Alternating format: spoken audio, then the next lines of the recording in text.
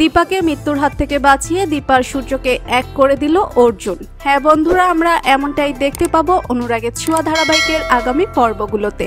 লাবণ্য সেন এবং পৃথা ম্যাম অর্জুনদের বাসায় গিয়ে অর্জুনকে রিকোয়েস্ট করে যে অর্জুন যেন দীপার জীবন থেকে সরে যায়। লাবণ্য সেনের বিশ্বাস তার ছেলে সূর্য একদিন ঠিকই ফিরে আসবে, আর দীপাও যে শুধু সূর্যকেই ভালোবাসে। সূর্য ফিরুক বা না ফিরুক, অর্জুন যেন দীপার জীবনে সূর্যের জায়গা না নেয় তাও বলে দেয় লাবণ্য সেন। কথাগুলো শুনে কষ্ট হয় অর্জুনের, অপমানিত বোধ করে অর্জুন, তবুও অর্জুন লাবণ্য সেনকে অসম্মান করে না। যাওয়ার আগে লাবণ্য সেন সবাইকে বলে যায় তার ছেলে সূর্য একদিন ফিরে আসবে, আর তখন সূর্য দীপার মিলন হবে।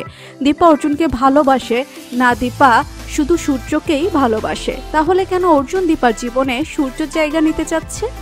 লাবণ্য সেন সেখান থেকে চলে যাওয়ার পরে অর্জুন খোকা জেঠুকে বুঝিয়ে দেয় দীপার জীবনে অর্জুন কখনোই সূর্যের জায়গা নিতে চায়নি আর চাইবেও না, কারণ দীপার সবটুকু জুড়ে শুধু সূর্যই আছে।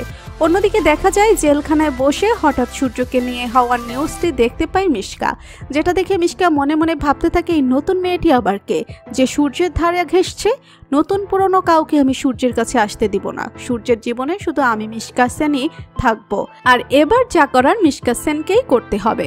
জেল থেকে আমাকে বের হতেই হবে।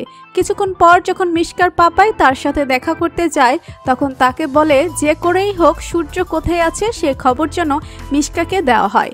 এরপর দেখা যায় দীপা যখন রাস্তায় পারফিউম ডেলিভারি দিতে যায়, তখন মিশকার মামা রাস্তার পাশে থাকা দীপার পারফিউমের বক্সগুলো পুড়িয়ে দেয়।